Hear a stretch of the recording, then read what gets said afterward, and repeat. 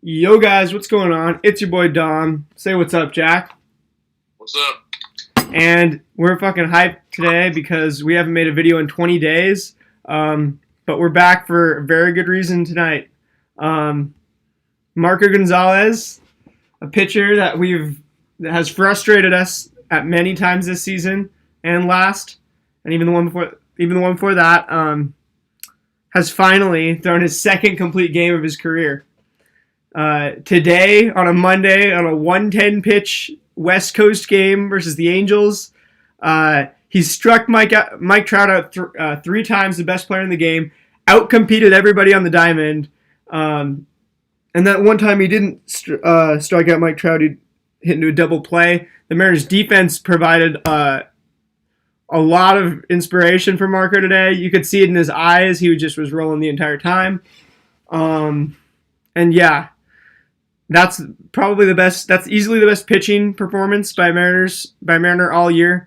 And Easily, yeah. that might be the best game that we've played too. Even though we scored 2 runs and we're fairly close to losing at the end, as they had 2 base runners in the ninth. Right, as Marco hit 100 pitches. This is a great way for us to start the week. It's awesome. Jack, what do you got to say about this? This was a solid performance today, and I don't know if you saw this either, but throughout the game, he didn't, for majority of the game, he didn't even allow a base runner, and he didn't, from the second to the ninth inning, he didn't allow a base runner, which I think is just extremely great to see, especially from a guy like Marco. Yeah, he had that crazy. He had 18 straight batters retired, right? 21 straight. 21 straight. All but the first. Yeah. Anyway, we're speechless right now. Once we get on YouTube, as per usual. But right after this, obviously, this just fired us up.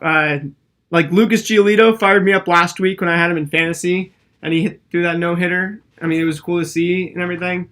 He pitched a great game, but this one hits close to home for us because it's our boy. It's Marco, who the last video on this channel was about a Marco pitching performance. So it's very fitting we're back with this, Yes. Yeah, and shoot. It's been a long time since we've been here. We were planning on doing either first third of the season, 20 games out of 63, and then 40 games out of 63. We were planning on doing season awards, or we were thinking about doing that at the 30 game and the 60 game mark, just halfway, and then final. But instead, we kind of discussed it one day on the phone. That was since our last video. But yeah, Jack, you want to go ahead and do those right now?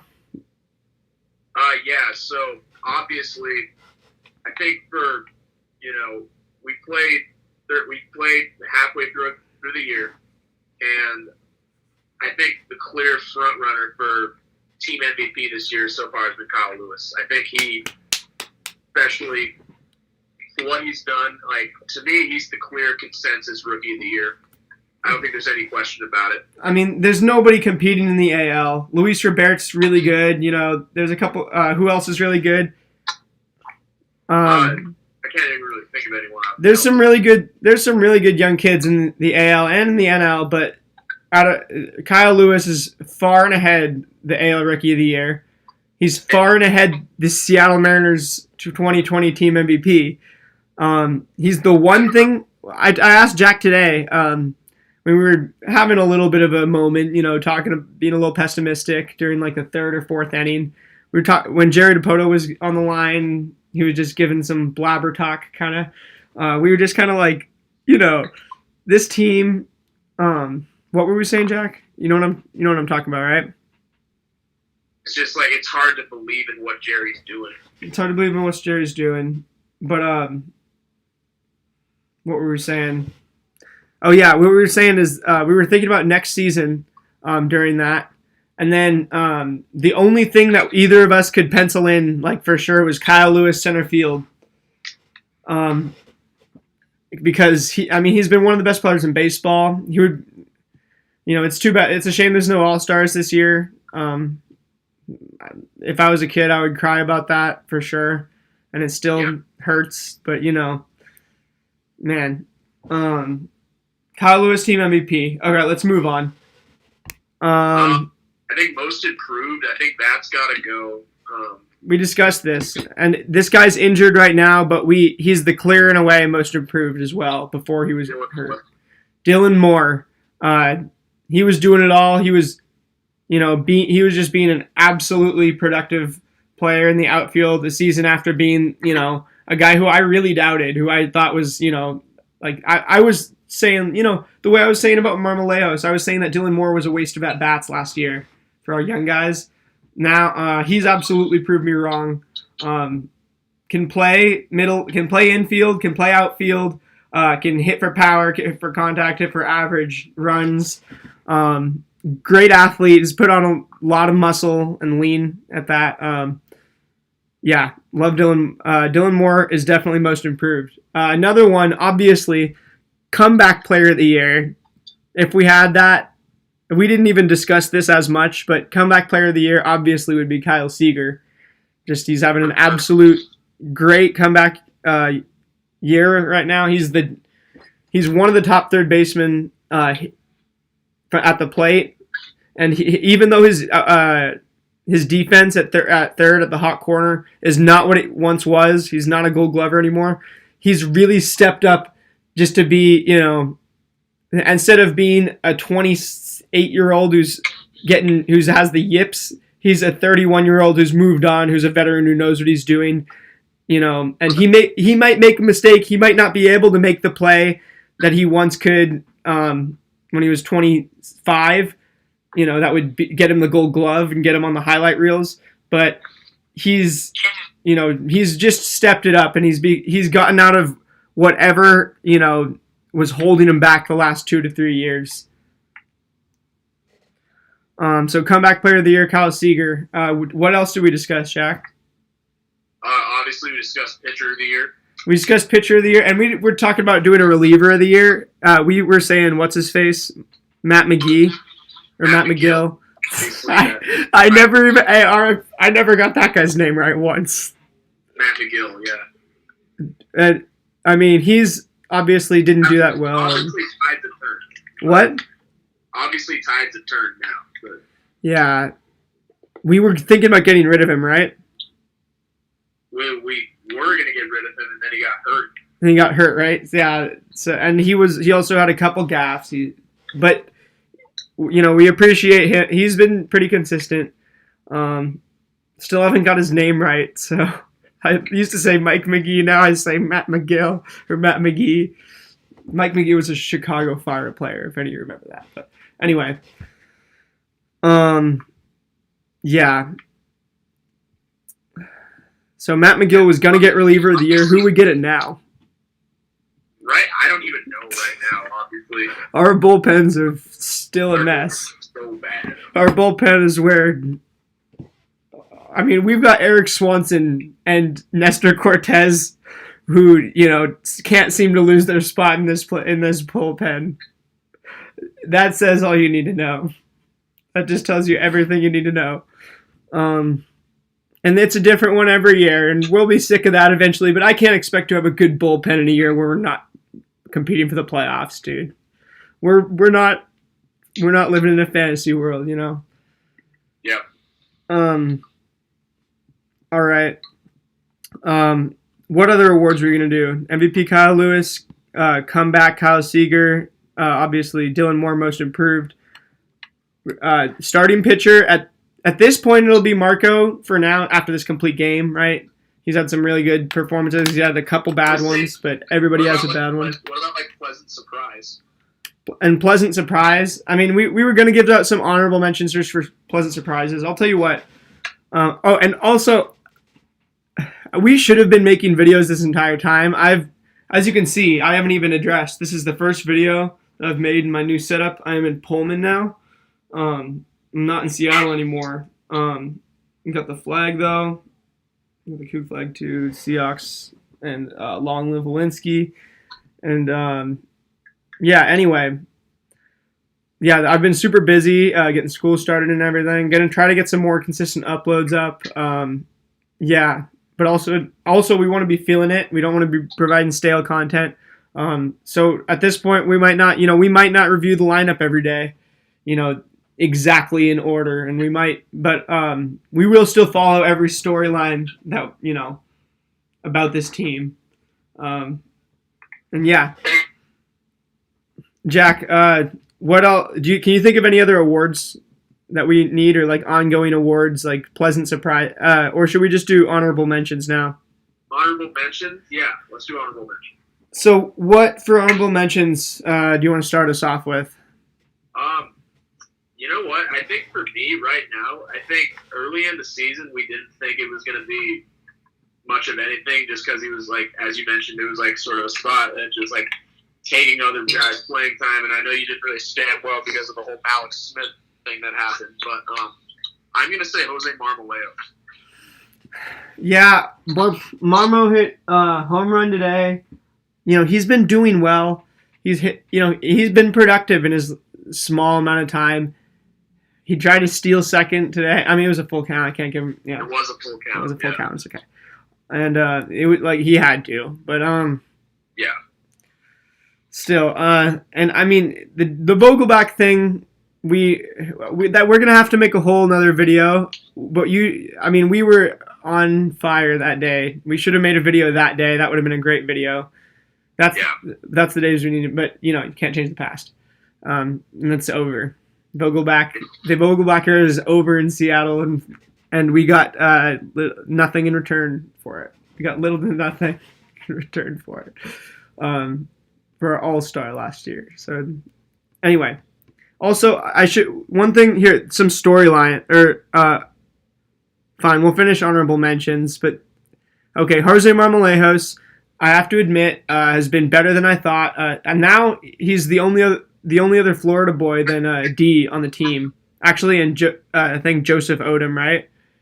Yeah. It's either or Joe Hudson, one of them. I think it's Joe Hudson is the Florida boy. Joseph Odom's a little bit longer, or is it Joe? Yeah, right? You know what? Actually, I wanted to bring up one more thing today. The trade deadline was today. And here we'll cover trade deadline in a sec, but let's finish honorable mentions and then we'll do that. Yeah. All right. Anyway, Marmolejos gets an honorable mention for being productive in a little amount of time, and I'm actually excited to see his at bats now. Rather than squinting. Let's see who pleasant surprises. Tim Lopes has been a productive hitter. He's also had his cold streaks. Sam Haggerty, he's been pretty good. I don't want to give him a huge honorable mention.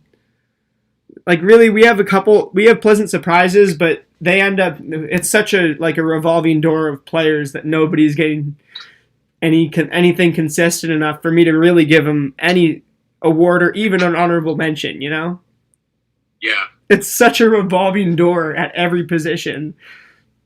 I mean, today, Donovan Walton, welcome to the squad. I forgot about him since he only had, 18 at-bats last year, 7 games. So, obviously, I forgot about him until I looked at-bat in the first inning of the game, and I saw Albert Pujols pops out to Donovan Walton. I was like, Donovan Walton? Go look at our lineup. And I'm like, oh yeah, the guy who played 7 games. Of course I remember him. And obviously I don't. But hey, he apparently had a Gold Glove in the minors last year at shortstop.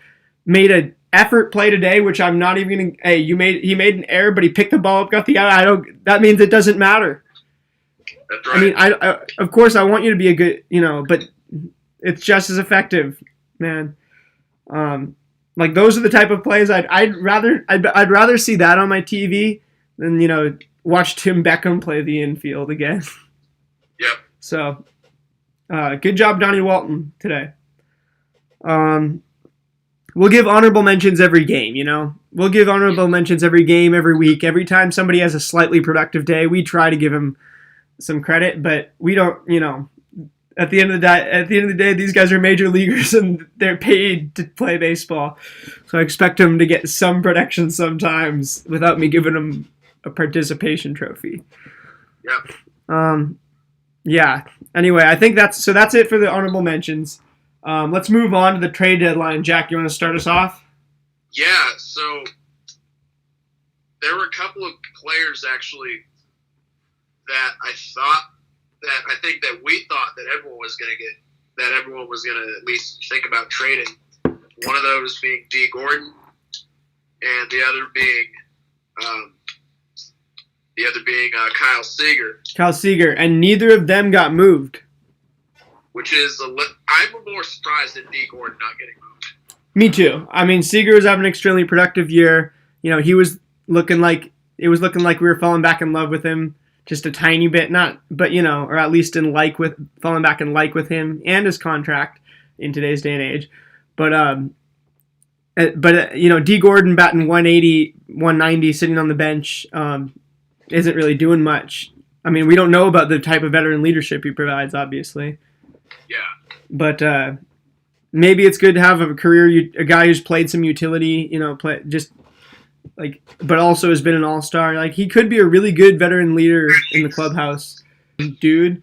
So I'm honestly, I'm glad that we have those two veterans on our team, Right. I think more so with D, I think because like he was taking up a lot of cap space, and we were gonna have to use that next year as well. And I don't, based on his playing time this year, which isn't a whole lot, I wouldn't think that he would be a part of our long-term plans. Right. So I'm a little bit surprised that we didn't try to at least put him out in the market. Yeah, I know what you mean.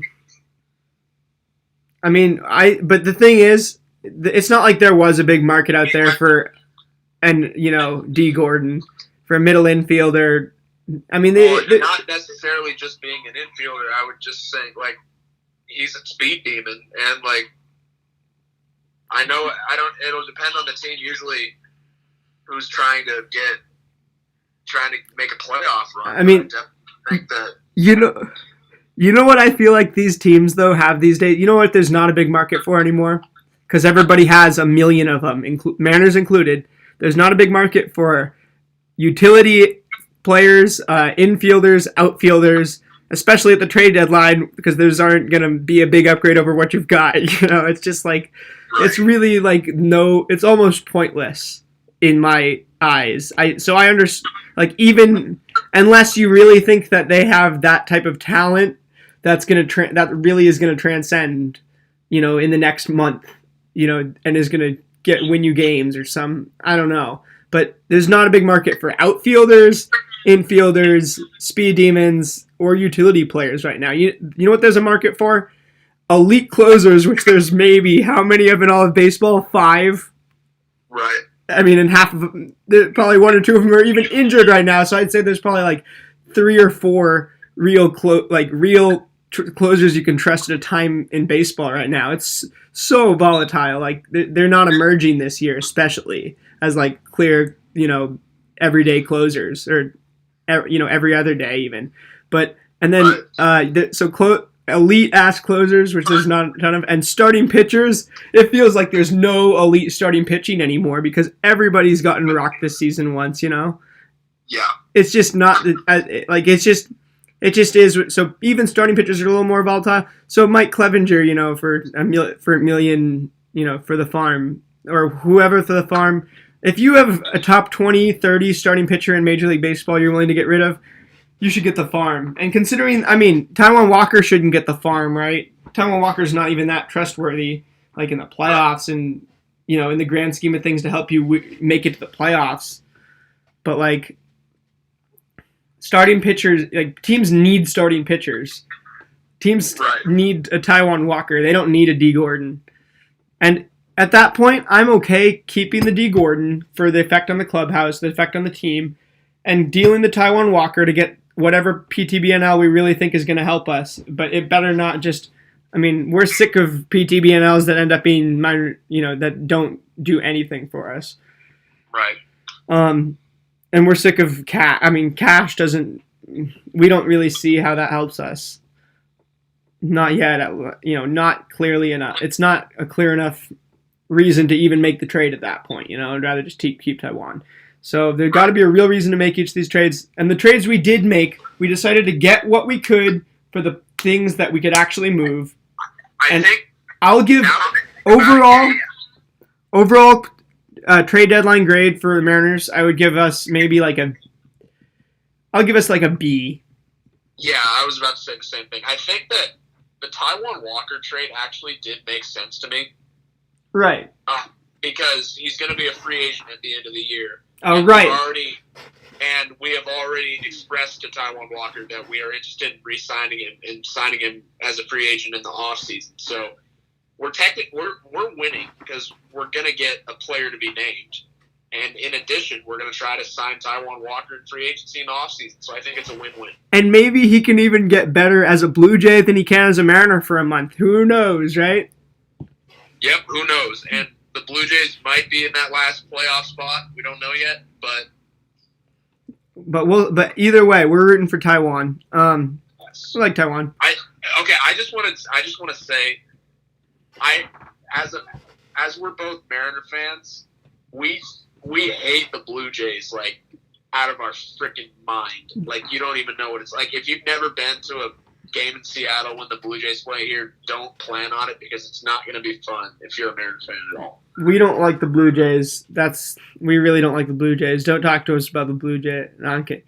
I mean, anyway, we'll talk about any baseball team, but we don't like the Blue Jays because of specific history we have with them. And anyway, and with now in the recent years, not only with their fans but with their players. Exactly. And also, so that thing about Taijuan, obviously, he's been a Mariner twice. He could be a Mariner thrice if we really want him. So you're 100% right about that. So I'll give us a B. That's a plus. Getting Taylor Trammell out of a guy who I love Austin Nola more than anybody, I think. I mean, Jack knows how much I've loved Austin Nola since the day or two he's been called up. I wrote an article about him and the culture change, like the effort and the competitiveness he was bringing to our team last summer when he got called up.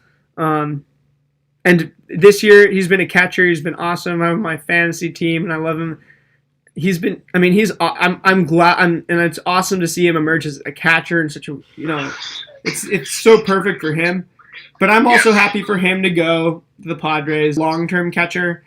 No, and he's 30 already, and we had him under control until 2025, and he's getting up there in age, and especially at the catcher position, we got Cal Raleigh in our system, who's going to be a big-time catcher for us. Yeah, I will say, I'm not going to forget. And if we can't find a good defensive catcher, and we end up with a badass lineup, some badass pitchers, and we can't find ourselves a good catcher, I will harken back to this, and we will be punished for it a lot of different times over and over again.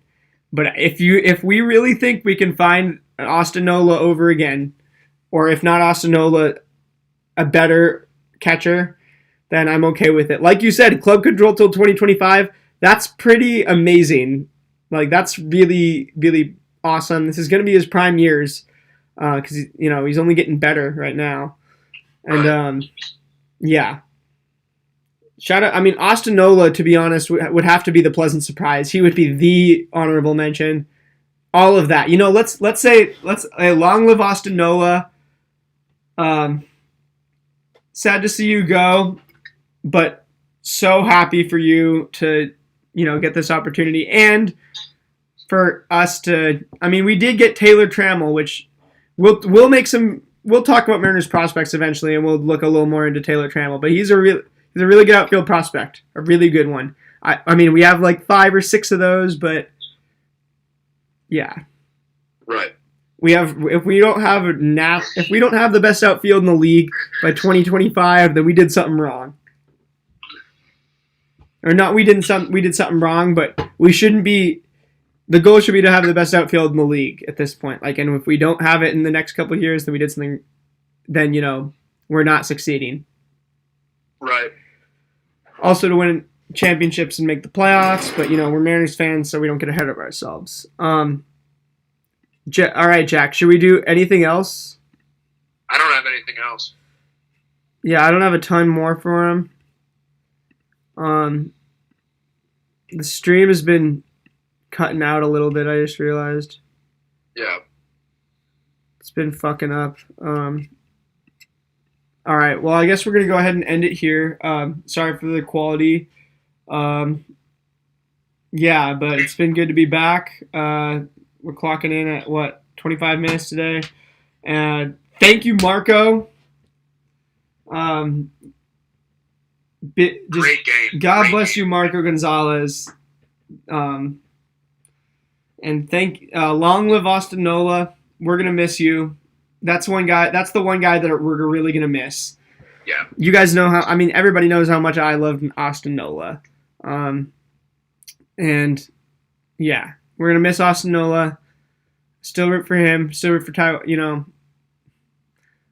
Yeah. That being said, it's been your boy Dom and Jack. We'll see you guys soon, later this week.